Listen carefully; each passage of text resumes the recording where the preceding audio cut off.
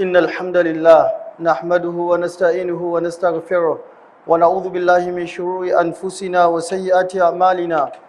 من يهده الله فلا مضل له ومن يضلل فلا هادي له وأشهد أن لا إله إلا الله وحده لا شريك له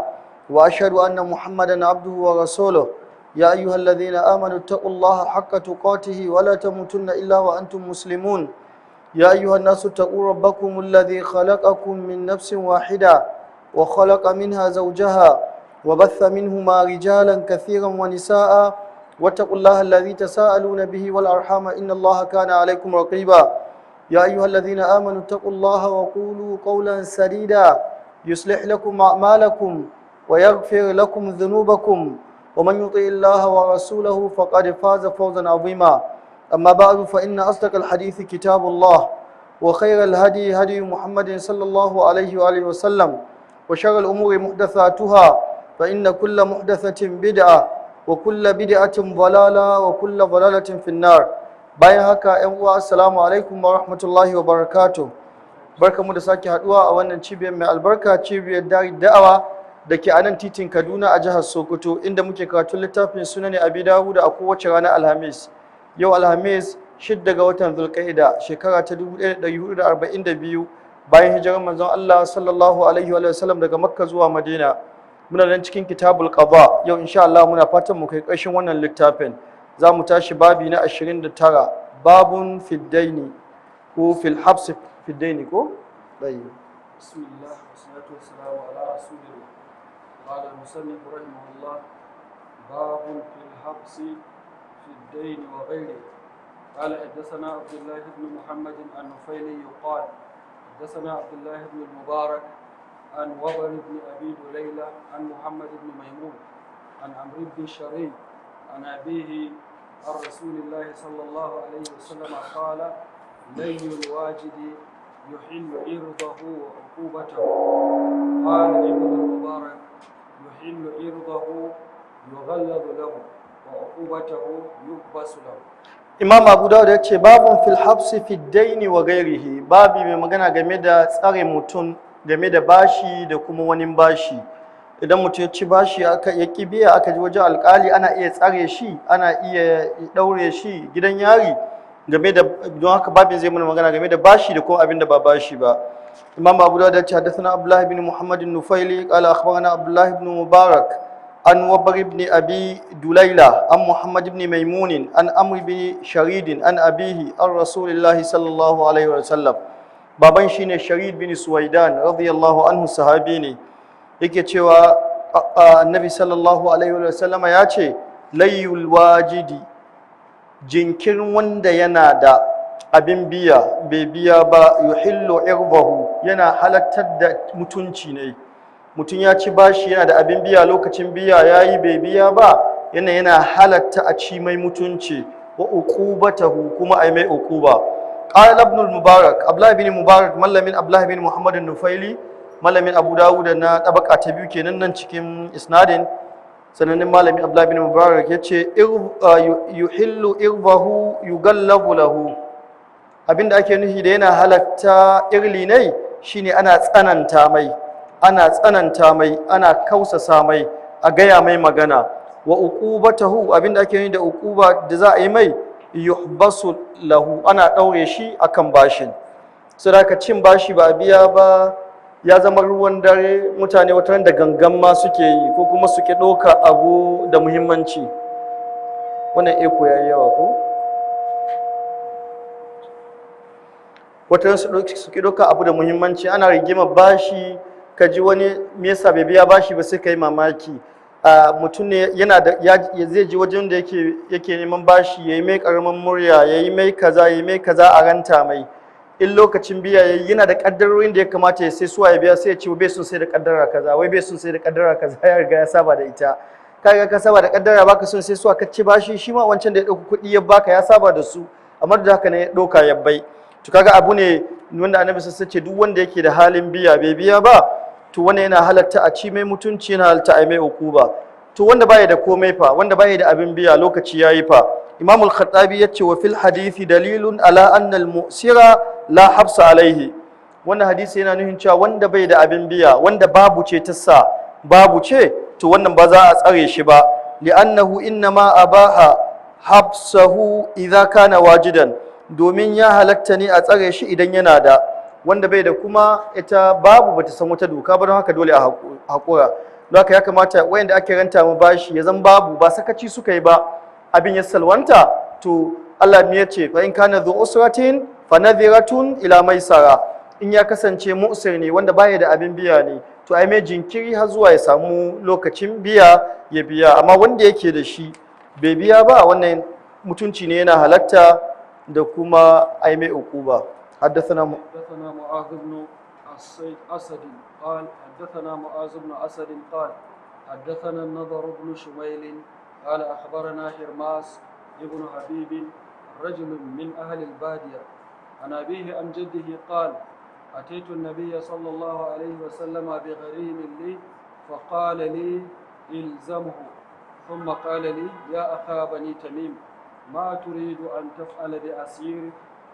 إمام أبو داود حدثنا معاذ بن أسد قال أخبرنا النضر بن شميل قال أخبرنا هرماس بن حبيب رجل من أهل البادية. حديث ضعيف يسبب wannan Hirmas majhuli ne, an abihi da baban shi, an jaddihi kakan shi sahabi ne Thalaba at-Tamimi, yace ataitu nabiyyi sallallahu alaihi wasallam bi garimin li, nazo inda annabi sallallahu alaihi wasallam da wani wanda nake biya bashi, fa qala lil zamhu, sai ce min lazimta shi ya biya ka bashin ka, watan tsare shi ka bar ya tafi ko ina. Thumma qala li, sannan bayan haka sai ya ce mini ya akha bani tamim, ya kai dan uwan bani tamim, Thalaba wanda yake cikin bani tamim yake, ma turidu an taf'ala bi asirika, mi kake so kai da shi, ka tsare shi irin tsarewar ta yi yawa, amma dai hadisin bai inganta ba, wancan na farko ina da ma'anar shi. قال حدثنا إبراهيم بن موسى الرازي قال أخبرنا عبد الرزاق عن مأمر عن بهز بن حكيم عن أبيه عن جده أن النبي صلى الله عليه وسلم حبس رجلا في تهمة. إمام أبو داود حدثنا إبراهيم بن موسى الرازي قال أنبأنا عبد الرزاق عن مأمر عن بهز بن حكيم عن أبيه عن جده. wannan isnadi ne wannan, Bahaz bin Hakim عن أبيه عن جده, isnadi hasan ne ko? In dai ya inganta zuwa ga Bahaz, in dai yanzu muna da Ibrahim bin Musa ar-Razi wanda yake fiqa ne, muna da Abdurrazzaq bin Hammam sanani wanda tsananne ne, imam ne, muna da Ma'mar, da aka bamu da matsala zuwa nan. In ka kidanyo zuwa kan ya kawo zuwa ga Bahaz ya zan isnadi hasan ne, to isnadin ya inganta, to hadisin hasan ne. Bahaz bin Hakim an abihi an jaddihi, waye kakan? Waye Bahaz bin Hakim an abihi an jaddihi? Bahaz waye ce hasan ne dazu? Kai kace hasan ne, to wane ne Bahaz bin Hakim, waye jaddihi? Na jaddihi shine Muawiya bin Haida al-Qushairi. Don haka Bahaz bin Hakim bin Muawiya bin Haida al-Qushairi yake cewa qala ibn Qudama, yanzu isnadin ya okay, na san sama ne ko isnadi na biyu ne muke, na farko ne ko? Annabi sallallahu habasa rajulan fi tuhuma, cewa annabi sallallahu ya tsare wani mutum da ake tuhuma. Wannan shine asali, an je kotu ana tuhumar wani, ana gudun ya tsere sai a daure shi. Dama abinda a fa'ida don kada a sake shi, a je ɗayan biyu, ko da in an sake shi zai gudu ko kuma zai lalata binciken da ake yi, to kowanne aka ji tsoro, to ana iya rike shi har wannan abin ya wuce. Amma an tabbata cewa ba wanda zai gudu bane, an tabbata binciken da za a yi bai da alaka, bai iya hana binciken, kuma bai iya canza binciken ta kowane gefe, to wannan sai a kyale shi, sai in kuskure ya tabbata sannan a yi mai hukunci. Don haka annabi sallallahu alaihi wasallam ya tsare wani mutum da ake tuhuma. Ga wani hadisi nan zai ƙara bayyana mun. حدثنا محمد بن قدامة وأمل بن هشام قال ابن قدامة حدثني إسماعيل عن بهز بن حكيم عن أبيه عن جده قال ابن قدامة إن أخاه أو أمه وقال مؤمل إنه قام إلى النبي صلى الله عليه وسلم وهو يخطب فقال جيراني بما أخذوا يقولوا كان أخذوا فأعرض عنه مرتين ثم ذكر شيئا فقال النبي صلى الله عليه وسلم خلوا له عن جيرانه لم يذكر مل وهو يخطب. kun ga mi Abu Dawud ya babi yace babun fil habsi fid daini wa ghairihi. Tun azu mun yi hadisi na farko game da bashi, hadisi na farko da na biyu, yanzu duk wasu abubuwa ne waɗanda ba su shafi bashi ba, wata yana halatta hukuma ta tsare mutum saboda wasu abubuwa. Bashi na ciki, abinda ba bashi ba, ga mun karanta tuhuma, ana tuhumar shi da abu kuma ana ganin in an sake shi zai iya gudu kafin a gama bincike, kuma zai iya lalata binciken ya kasance cewa ya yi tasiri wajen ba a samu binciken da ake so a yi ba. Haka yanzu kuma ga wani abu da ke nuna cewa an tsare wasu mutane lokacin Annabi sallallahu an yi belin su. Imam Abu Dawud yake cewa haddathana Muhammad ibn Qudama wa Muammal bin Hisham.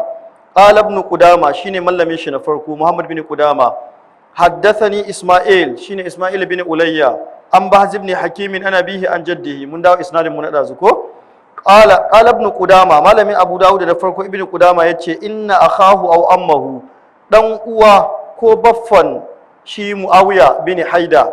ya aikata haka. Wa qala Muammal, shi kuma shehin malamin Abu Dawud da nabi Muammal bin Hisham yace innahu shi Muawiya ne bin Hakam. Mun fahimta? Bayan kuma karanta isnadin. Imam Abu Dawud ya ce hadathana Muhammad bin Qudama wa Muammal bin Hisham, malami ne suka bashi labari biyu da Muhammad bin Qudama da Muammal bin Hisham. Qala ibn Qudama, malamin shi na farko ibn Qudama sai ya ce haddathani Isma'il ibn Ulayya, yanzu isnadin malamin farko ya doka yana ta tafiya. An haddathana Isma'il nace muku shine ibn Ulayya, an Bahz bin Hakim an nabihi an jaddihi. Qala ibn Qudama, har yanzu cikin wannan isnadin na ibn Qudama malamin shi na farko ya ce inna akhahu, hakika dan uwan Muawiya bin Haida aw ammahu ko baffan shi. Wa qala Muammal, shi kuma malami Abu Dawud da nabi Muammal bin Hisham yace innahu shi dai ne Muawiyan. Qama ila annabi sallallahu alaihi wasallam huwa yakhutubu, ya tashi annabi sallallahu alaihi huduba, ba dole hudubar Juma'a ba, annabi sallallahu mutane magana sai ya tashi fa qala sai yace jirani bima ukhidhu, annabi sallallahu alaihi wasallam makwabtana don me aka kama su, an kama makwabtana suna nan wajen ku, an ce an rike su an kama saboda me? Fa araba anhu marratayn, sai annabi ya kauce mai har sau biyu, bai so ya tanka mai ba. Thumma zakara shay'an, sannan ya ambaci wani abu, ya gaya mai cewa ga abin da mutane ne ke faɗi, suna cewa kai ka hana mutane yin shari amma kai kana yi, ka kama su ba su yi komai ba. Sai annabi ya tsaya ne mai magana, yana gaya mai ga dalilin da yasa aka kama, suka tattauna magana. Bayan sun tattauna fa qala nabi sallallahu alaihi wasallam, sai annabi ya ce khallu lahu an jiranihi, ku sakan mai makwabta ne da aka kama. Kaga wannan shine beli ai ko? An kama su an daure, ya zo yawa annabi sallallahu alaihi wasallam magana, annabi sallallahu alaihi wasallam ya anshi magana tai kuma ya sake su. Walam yadhkur Muammal bin Hisham bai ce wa huwa yakhutub ba, bai ce annabi na hutuba ba aka yi wannan magana. Ya ce dai shi Muawiyan shi yayi, Muhammad bin Haida shi yayi magana da annabi sallallahu alaihi wasallam, amma ba ana hutuba bane. Shi kuma a riwayar Muhammad bin Qudama ya ce ana hutuba ne, wannan babu iskali. Wani ya ruwaito wani abu, wani bai ruwaito shi ba. Don haka an kama wasu mutane, hukuma ta kama wasu mutane, ana iya tafiya a yi magana da ita, a yi mata bayani, kuma ana iya bada su an ga maslaha a bada su. Wannan ya danganta daga abin da wanda ya kama su, in 'yan sanda ne, in kotu ce, in waye. Wannan hadisin dai shine asali ga zuwa a yi belin mutum da aka kama da ya yi laifi, domin kaga annabi sassan ba zai kama mutane da ba su yi laifi ba, amma da aka je aka yi magana da shi aka tattauna kuma sai ya sake su kila don wata maslaha. Wallahu ta'ala alam. babun fil wakala. باب في الوكالة. قال حدثنا عبيد الله بن سعد بن إبراهيم قال حدثنا عمي قال حدثنا أبي عن ابن إسحاق عن أبي نعيم وهب بن كيسان عن جابر بن عبد الله رضي الله عنه أنه سمعه يحدث قال أردت الخروج إلى خيبر فأتيت رسول الله صلى الله عليه وسلم فسلمت عليه وقلت له إني أردت الخروج إلى خيبر فقال إذا أتيت وكيلي فخذ منه 15 وسقا فإن ابتغى منك آية فضع يدك على ترقوته. Imam Abu Dawud ce babun fil wakala, babi magana game da wakilci, kana iya wakilta wani yayi maka aiki. Wannan wakala tana da muhimmanci domin tana shiga babubuka da yawa. Yau mafi yawan aurukan da muke yi a nan akan wakala ake yi.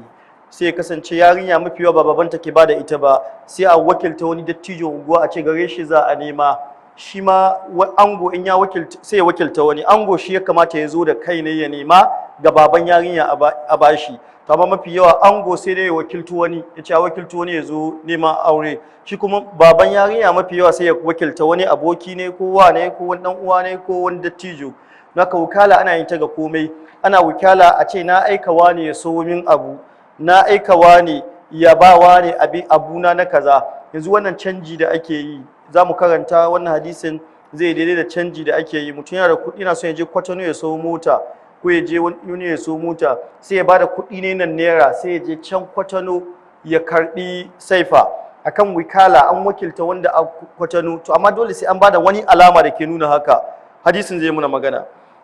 Imam Abu Dawud ya ce haddathana Ubaidullah ibn Sa'd ibn Ibrahim qala akhbarana ammi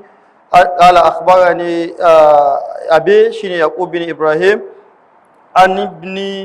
Ishaq an Abi Nu'aym. Ibn Ishaq ina ana Abi Nu'aym Wahab ibn Kaysan an Jabir ibn Abdullah annahu sami'ahu yuhaddithu qala Wahab ibn Kaysan yace ya ji Jabir ibn Abdullah yana bada labari yace aradtul khuruja ila Khaybara, nayi niyyar zan fita zuwa Khaybar, fa ataitu an-nabiy sallallahu alaihi wa sallam fa sallamtu alaihi wa qultu lahu, sai nazo inda annabi sallallahu alaihi ne mai sallama ni ce mai inni aradtul khuruja ila Khaybara, nayi niyyar zan fita, na karba azuma zan fita zuwa Khaybar. Fa qala, sai annabi sallallahu alaihi yace idza ataita wakili fa khudh minhu 15 wasqan, idan ka zo inda wakili na ka anshi wuski 15. Wato wannan shine mahallin shahid cewa annabi yana da wani wakili can wanda za a san wani abu gare shi. Sai ya ce fa in ibtagha minka ayatan, idan ya ce ka bashi wata alama da ke nuna cewa shi ya aiko ka, tunda dai babu waya lokacin, tsakanin Madina da Khaibar akwai tafiya mai ko kilomita 150 ne, kusan kilomita 150 ne. Don haka in ya tambaye ka wata alama, fa ba yadaka ala tarquwatihi, ka aza hannunka akan kashin ka fada tai, wato inda kai haka nan zai gane ni na aiko ka. Kaga yanzu wanda zaka ba wannan shine asalin code da ake bai, sai a ce number kaza in ka je kai ta kaza. Kaga addini bai ba komai ba, ji abubuwan da muka yi ta karantawa, daure mutum in ya ci bashi, in yana iya biya, in bai iya biya a kyale shi, a daure mutum in ana tuhuma ta ana gudun ya tsere, a je a yi belin mutum, a bada beli ne jinan, a yi in ka aika wakili ka bashi wani code da babu mai ganewa sai shi da kai sai shi. Duk wannan abin su ne zamani yake zo mana da su ne tsari yake zuwa, babu abin da babu cikin musulunci, musamman Abu Dawuda. Man kana fi baitihi sunan Abi Dawud ka anna fi baitihi nabiyyun yatakallam, kama annabi a cikin duk abin da kake bukata akwai cikin sunan Abi Dawuda. Kuma dadi babu mawdu'an hadisai na ƙarya masu muni sosai, sai can jefi kaɗan ake samun su. Duk hadisin da za a ce ma da'ifi ne a cikin sunan Abi Dawuda, hadisi ne wanda za a samu in ba ɗan kaɗan ba za a samu wani ya inganta shi. Abu Dawud ya ce wa ma sakattu anhu fa huwa salih. Duk hadisin da a cikin nan baka ji Abu Dawud ya ce kun bi Allah kalla zaka ce Abu Dawud ya ce hadisin ana aiki da shi. So ya ji wannan isnadin Albani ya ce muku me da'ifi saboda an Muhammad bin Isa. Kaga wannan abu ne basi jiddan, an Muhammad bin Isa kawai yana tallisi, don ka iya rawaito da ba kaga irin wannan illa ce mafi karancin illa cikin hadisi. Kawai irin mutumin da yake shirya da gaskiya ana karɓa hadisi ne ana komai, amma ana taito ana kila kayyazan, ana zaton kayyazan, kaga karamin abu ne sosai. Don haka addinin musulunci komai da komai akwai. Mun yi ta karantowa nan yadda annabi ke aika mutane, mun yi ta karantowa nan yadda ya ba da aiki, ya kafa ma mutum sharaɗi, ya ba mutum in an ka baka aiki yau a ce ka rubuta acceptance ko ka rubuta ka yi rejectin aiki, duk annabi ya yi waɗannan abubuwan a baya. In an ka ba mutum office ya yi asset declaration, ya faɗi nawa garai, duk mun karanto su a baya cikin wannan littafin kitabul imarati wal kharaji wal fai. Don haka addinin musulunci kammalalle ne. Annabi sai ce in ya tambaye ka wani abu ka aza hannunka akan kashin kafaɗa ta yi. Don haka yau in mutum baka zuwa Kwatano ya rubuta maka wata takarda wadda in ka kai ita za a yi, ko aka yi generating wasu code number wanda ka ɗi da su, a ce in ka je ka kai mai wa'annan nambobin zai san kai ne, ko ka kai mai kaza. Wannan duk yana da asali a wannan hadisin. Wallahu ta'ala alam. Babun fil qada ko abwabun? babun fil qada. Don haka gare ku babun fil qada ko abwabun? Babun min al qada gare ku kai ma fil qada. Abwabun ko babun? Kai wadda abwabun? Abwabun ya fi, ni ma babun ne, amma abwabun ya fi. zai kawo abubuwa ne daban-daban wanda yake ba hukunci abu guda bane yanzu zai tattaro wasu hukunci da ake bukata bismillah باب في القضاء قال حدثنا مسلم بن إبراهيم قال حدثنا المثنى بن سعيد قال حدثنا قتادة عن بشير بن كعب العدوي صلى الله عليه وسلم قال إذا تدارأتم في طريق فاجعلوه 7 أذرع. Imam Abu Dawud ya ce abwabun fil qada babubuka wanda su magana game da alƙalanci wato wa'annan kowane hadisi ana isa shi wani babi bayan ya yi babubuka 30 sai ya hada wasu hadisai kuma ya saka su a cikin babi daya don shi abwabun fil qada ya fi Imam Abu Dawud ya ce hadathana Muhammad bin Ibrahim qala hadathana al-Musanna ibn Sa'id an Qatadata an Bushayr ibn Ka'b al-Adawi an Abi Hurairah radiyallahu anhu an annabi sallallahu alaihi wa sallam qala daga annabi sallallahu alaihi wa sallam ya ce wannan hadisi zai muna game da town planning yadda ake tsara kasan musulunci ba abin da ya bari annabi ya ce idza tadara'atun fi tariqin idan kuka yi jayayya kuka yi musu ga hanya faj'aluhu 7 azru'in ku sanya ce zira'i 7 yanzu magana hanya ma yake da ake awon hanya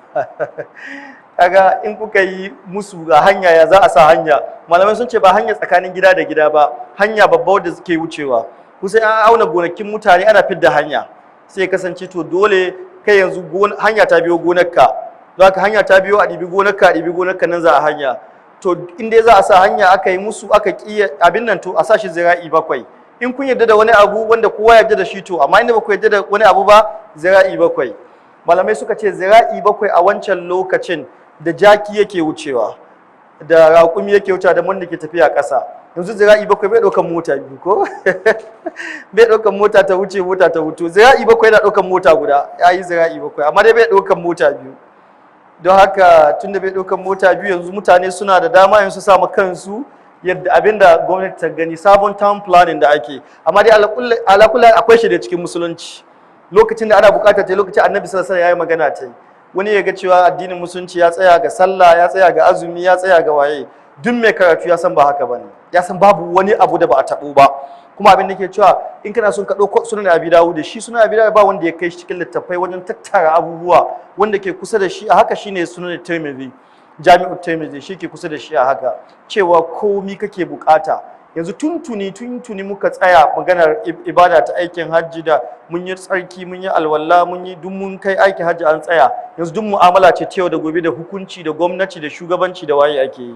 don haka annabi sai ce idan kuka yi jayayya game da hanya to a sanya ta zira'i 7 kaga a hanyar da jaki ka bi hanyar da kafa ka bi aka sa zira'i 7 kaga an samu yalwa hanya don haka yan kananan kwarkwadin ne kaga ba su da fa'ida yan kananan kwarkwadin ne da ake ta yi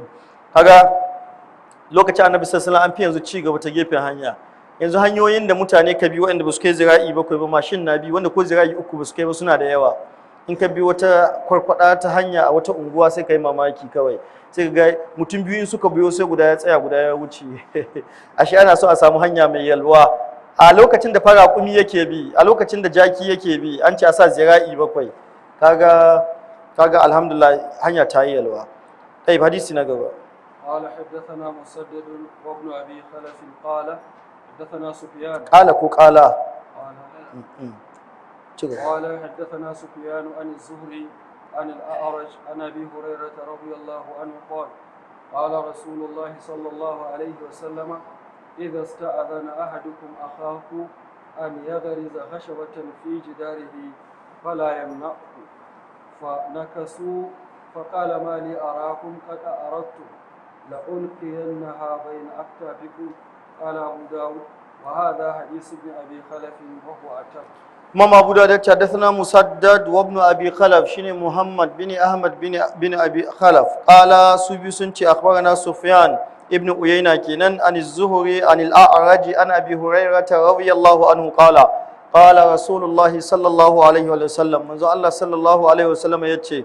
idza sta'adhana ahadukum akhahu idan ɗayan ku ya nemi izinin dan uwa ne makwabci ne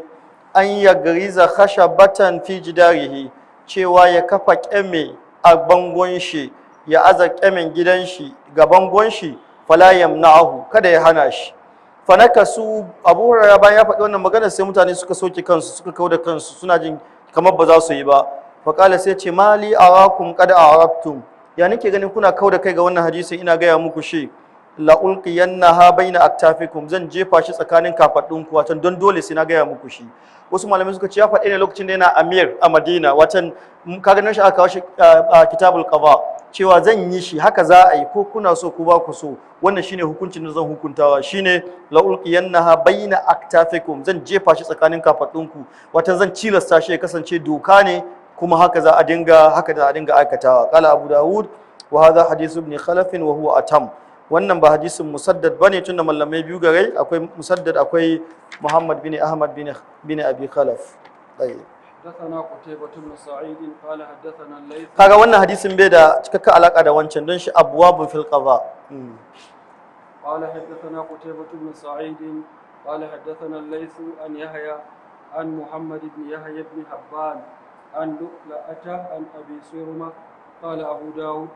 قال غير قتيبة في هذا الحديث عن أبي سرمة صاحب النبي صلى الله عليه وآله وسلم عن النبي صلى الله عليه وسلم أنه قال من ضار أضار الله به ومن شاق الله عليه. إمام أبو داود حدثنا قتيبة بن سعيد قال أخبرنا الليث عن يحيى عن محمد بن يحيى بن حيان حبان يا كماتا محمد بن يحيى بن حبان نما حيان يا سامي أما كسكوريني حبان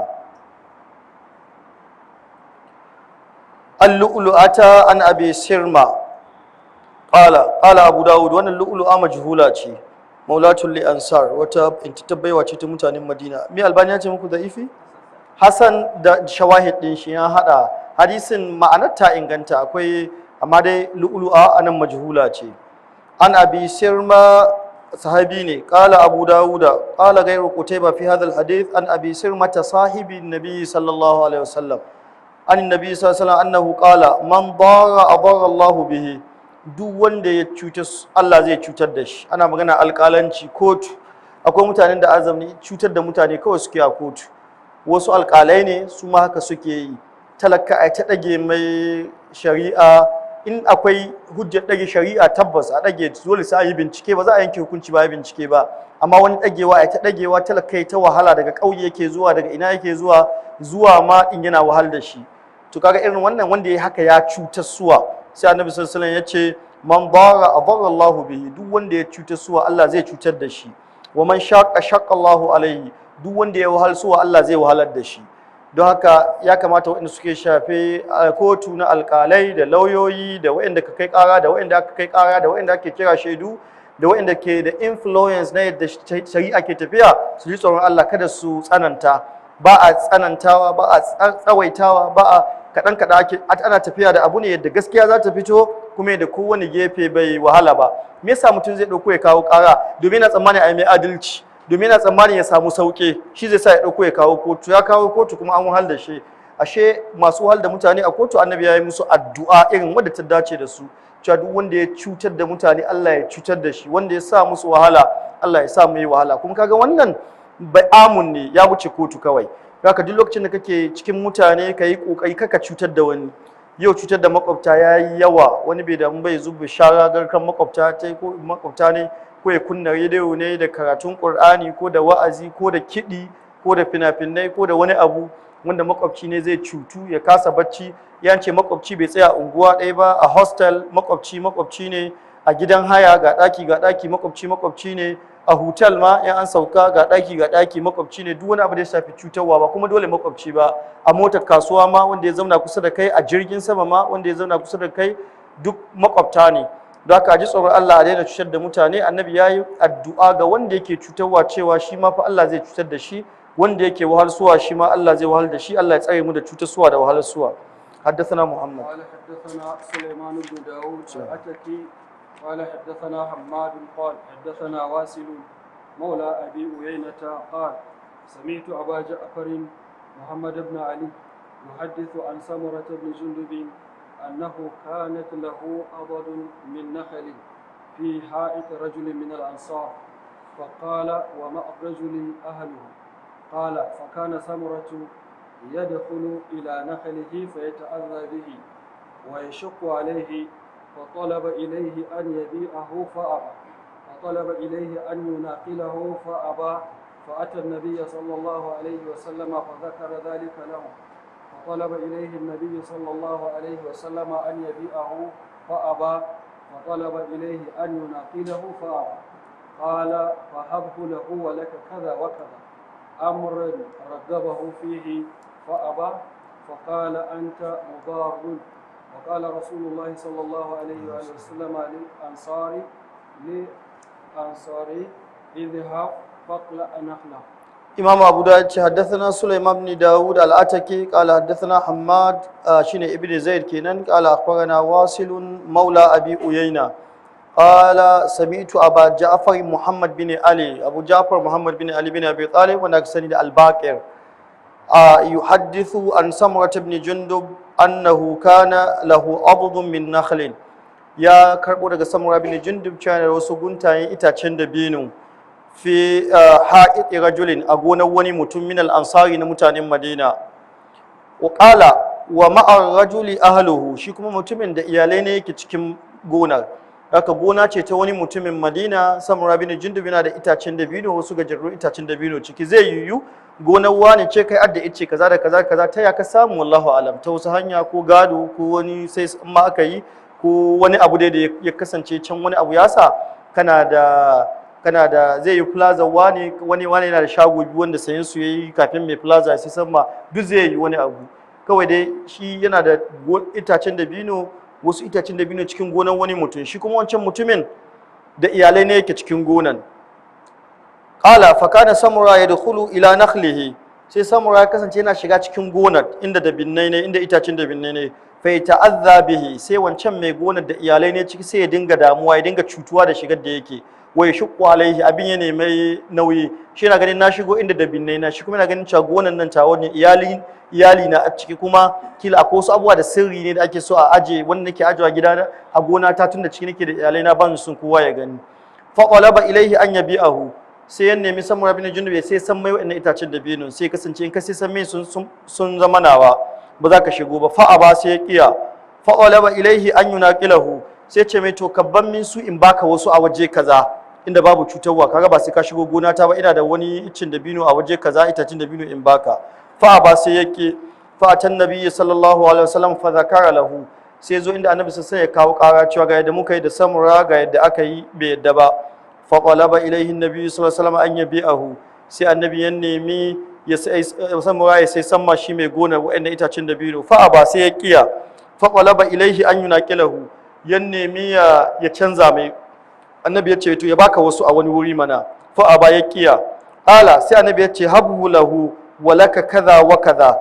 annabi ya ce ka bashi zan baka kaza da kaza da kaza to ni zan baka za a ƙara ma a baka kaza da kaza amran ragabahu fihi wani abu da ya kwadaitar da shi gare shi kamar wani abu da ya fi da binnan yace zan baka fa'a ba ya ki yadda faƙala sai annabi sai ya ce anta mudarun kai mai cutar suwa kake cutar da shi kake so kawai kai yanzu komai ka samu na dabino kawai cutar da kake mai tace babu cikin wa'ida abubuwan zaka kana son ka cutar da shi ne mai cutarwa kake faƙala rasulullah sallallahu alaihi wasallam lil ansari sai annabi sai ya ce ma wannan mutumin Madina idhab faqala inna khalahu je asari itacin dabinon kawai saboda cutarwa yake so kaga wannan yana nuna cewa in aka samu irin haka aka samu cutarwa to ana iya alƙali ya yi hukunci cewa to kai lalle kuɗin kaza aka samu haka a gidan gado sai a ce to kai lalle babu yadda za a ce abin maka shigi wagga saboda kaza da kaza hanyar shigowa da kaza da haka dole ko kai ka sai da nan ko kai ka sai da nan to ana iya ci da mutum ana iya cilasta mutum cewa ya sai da wani abu nashi da in ya ce ya mallakai zai yi amfani da shi to zai cutar da wa'inda a kusa dama ita shari'a tana dibin maslaha ce ta duka don shi in gidanka ya kama nan ɗaya aka bi a yi titi dole tashi za ka yi dole za a sai ba sai kana so ba shari'a ta yadda in gidanka ɗaya aka bincika ga nan ɗaya rijiya da za a samu ruwa to dole za a tadda kai kuma a yi rijiya domin maslaha ce ta mutane da yawa don mutanen unguwa suna buƙatar ruwa bai yi kai ɗaya kana son wurin a ban makashi dama al-maslaha al-amma muqaddamatu ala maslaha al-khassa don haka yadda gwamnati ke yi a roshe gidajen mutane za a yi titi a roshe gidajen mutane za a yi asibiti an ganin ɗaya ne banda na cutarwa ya kasance cewa zan kila wani bai siya samu ba aka ce sai gida ne za a asibiti an ga dai nan ne zai sauki ga mutanen unguwa kowa ya zo nan ne zai sauki a samu ruwa da mutanen unguwa kowa zai sha. Nan ne ke da wani abin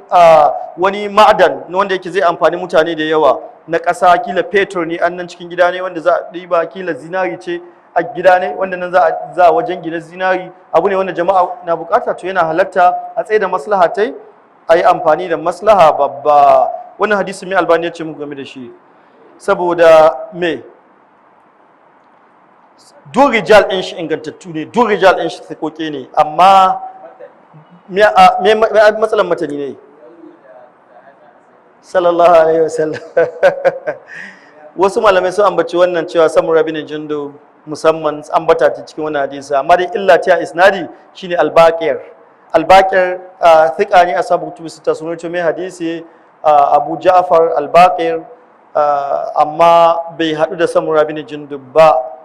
bai yi riwaya daga gare shi ba, don haka akwai inqita'i tsakanin al-Baqir da Samura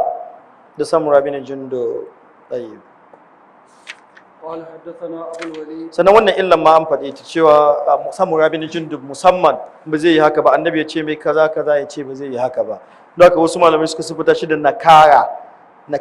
musamman ambaton Samura ciki cewa akwai nakara, saboda hadisin ya zo da wasu hanyoyi amma bai ambaci Samura ciki ba ambaci Samura bin Jundub ba. Duk wanda ke karanta hadisai da Annabi sallallahu alaihi wasallam ya san irin wannan abun zai yi wani mutum da yake zo daga kauye haka tare da Annabi sallallahu alaihi wasallam. Normal ana samu da sai ingantattu wani mutum ya zo daga kauye irin haka tare da Annabi sallallahu alaihi wasallam, amma irin Samura bin Jundub da yake son Annabi yayi jihadi, yayi yakin Uhudu, yayi kaza, zai wahala cikin shi yayi irin wannan. Annabi sallallahu alaihi wasallam da ya tsaye sai yakin Uhudu tsayawa yayi, sai da ya bi ta wata hanya Annabi sallallahu alaihi wasallam ya halatta mai ya tafi sannan ya tafi, so zai wahala a ce Samura bin Jundub yayi haka, wallahu a'lam. قال حدثنا أبو الوليد الطيالسي قال حدثنا الليث عن الزهري عن عروة أن عبد الله بن الزبير حدثه أن رجلا خاصم الزبير في شراج الحارة التي يسقون بها، فقال الأنصاري سره الماء يمك، فأبى عليه الزبير، فقال رسول الله صلى الله عليه وسلم للزبير اسق يا زبير ثم أرسل إلى جاري، فغضب الأنصاري فقال يا رسول الله أن كان ابن عمتك، فتلون وجه رسول الله صلى الله عليه وسلم ثم قال اسقي ثم احبس الماء حتى يرجع إلى الجدر. فقال الزبير فوالله إني لأحسب هذه الآية نزلت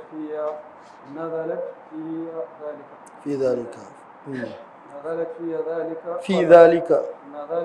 ذلك فلا وربك لا يؤمنون حتى يحكموك الآية. شكرا. إمام أبو داود حدثنا أبو الوليد الطيالسي قال أخبرنا الليث عن الزهري عن عروة. wannan hadisi ne maka irin wancan abin zai yi wani yayi ga wanda ya fi shi muni ma, amma kuma ba sanannen sahabi bane.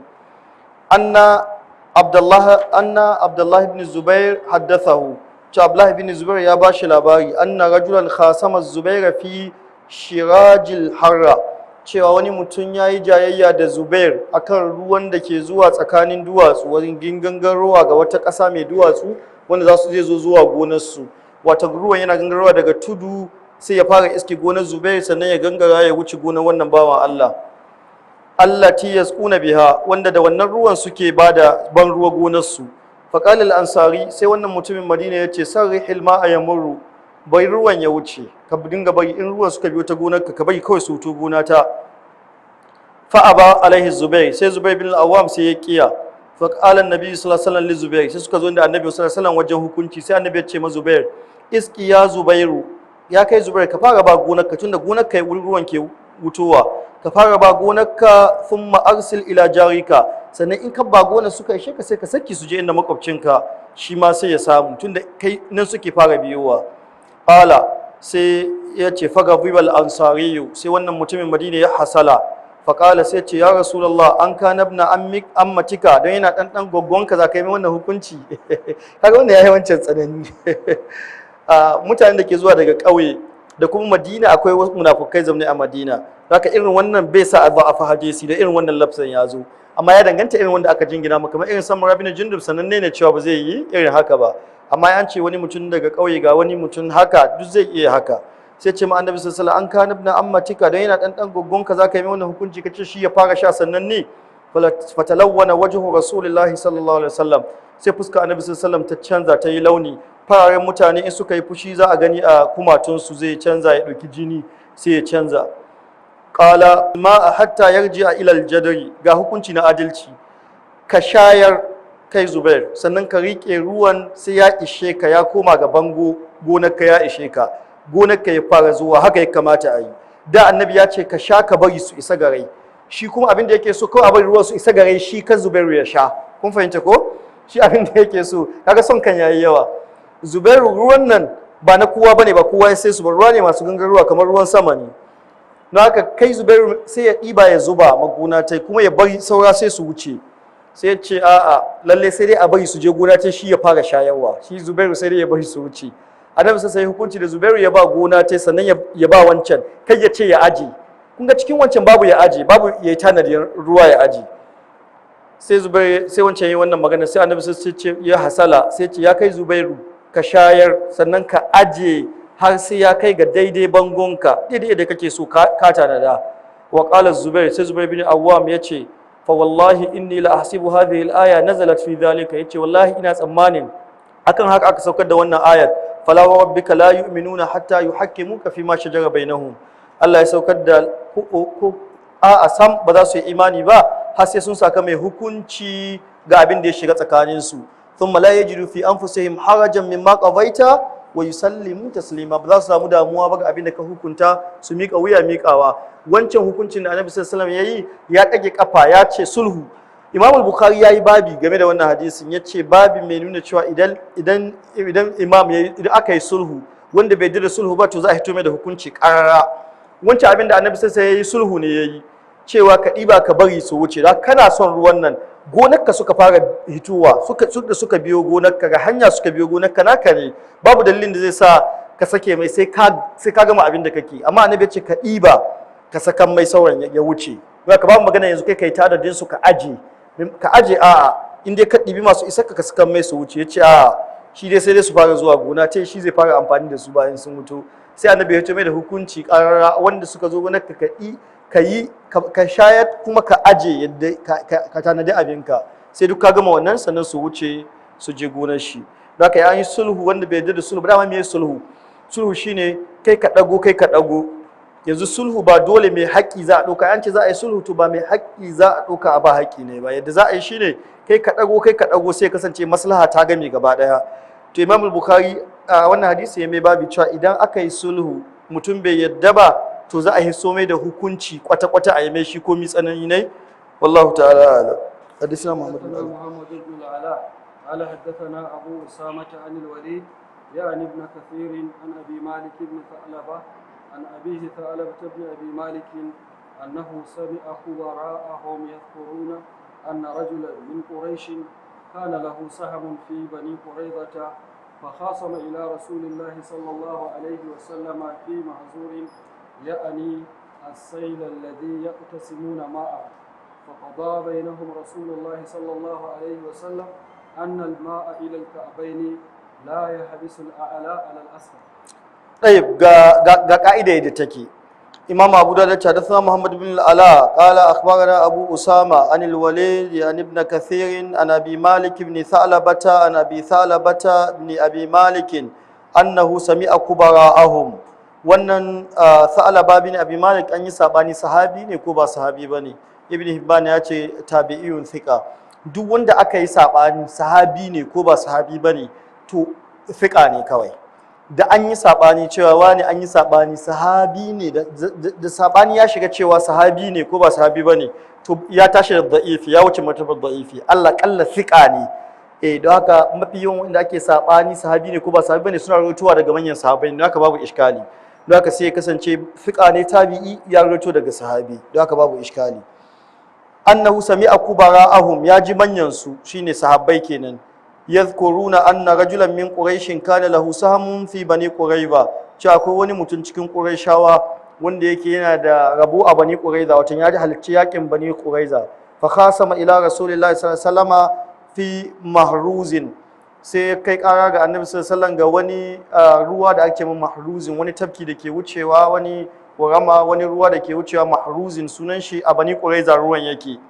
yani sai lallazi yaksimuna alma'a, wannan ruwan da yake wucewa, wannan rafin da yake kawo ruwa wanda da gare shi ne suke ɗiba suna samu gonakinsu ko kuma yake wucewa gonar wane in ya ɗiba ya wuce gonar wane haka faka ba bainahum rasulullahi sallallahu alaihi wasallam annal ma'a ila al-ka'abaini sai annabi ya yanke hukunci cewa ruwa zuwa idon sau ne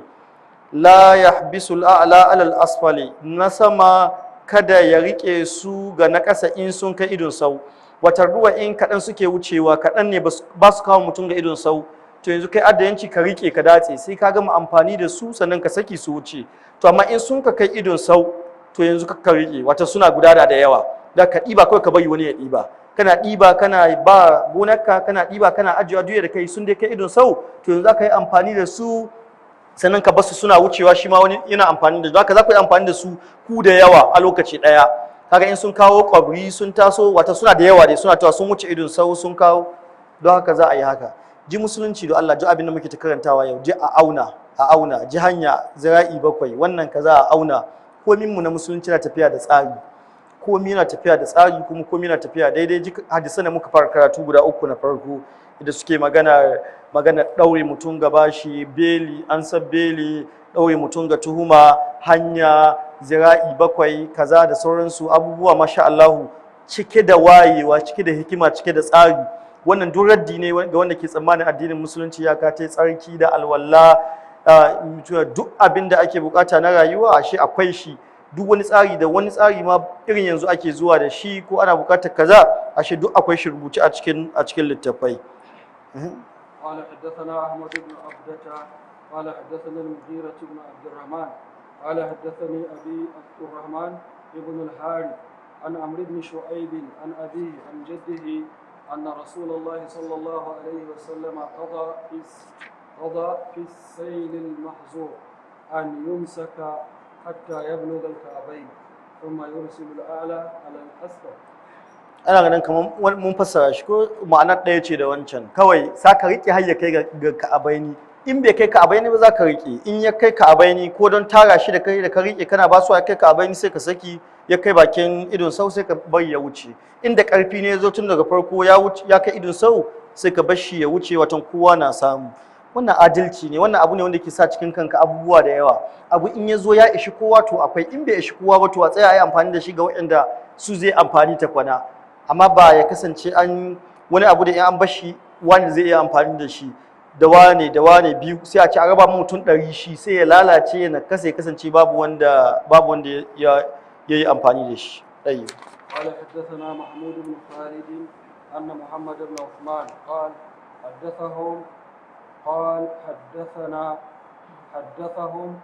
حدثنا عبد العزيز بن محمد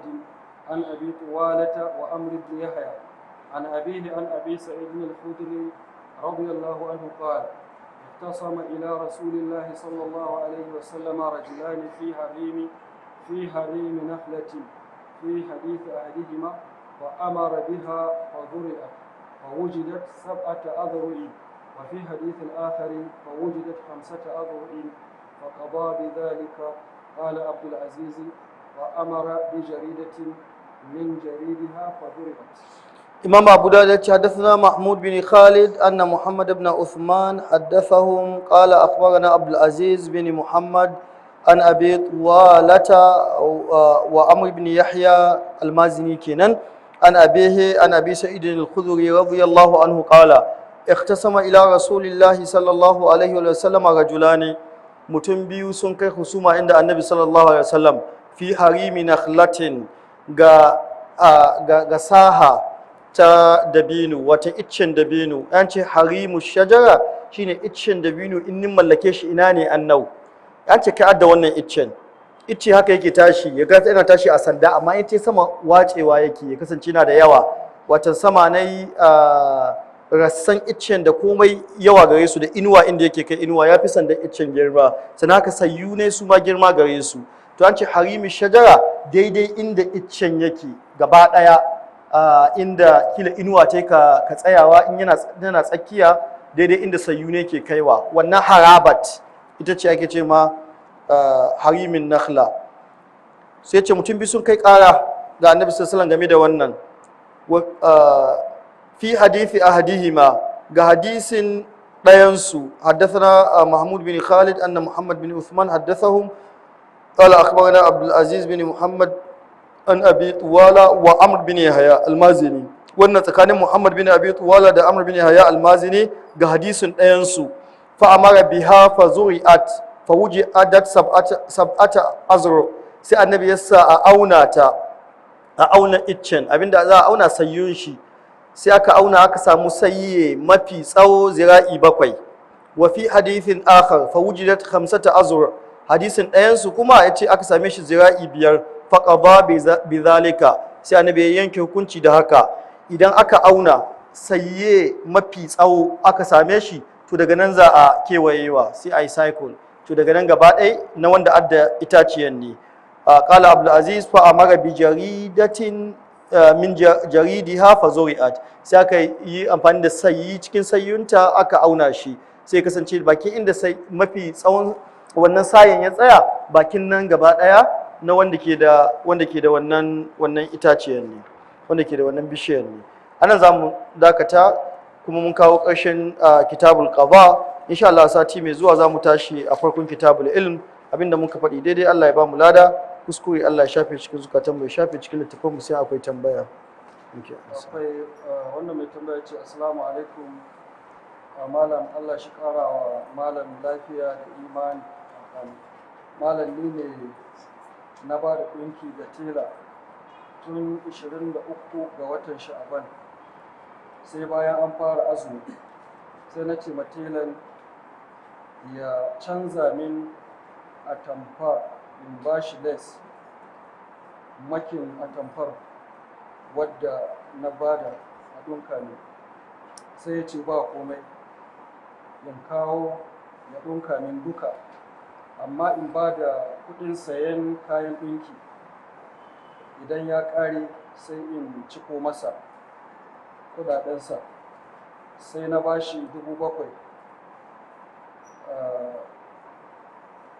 da kala uku na bashi 7,000 da kala uku na kayan ɗinki har 29 ga watan ramadan bai ƙare ba sai na tuna mishi bai bada ba sai sallah da kwana biyu na ce ya bani ɗinki na ya ce bai ƙare ba kuma na ji haushi sai na ce mishi amma dai ka ji kunyar duniya kuma ka ji ta lahira wanda ka yi alkawari baka cika ba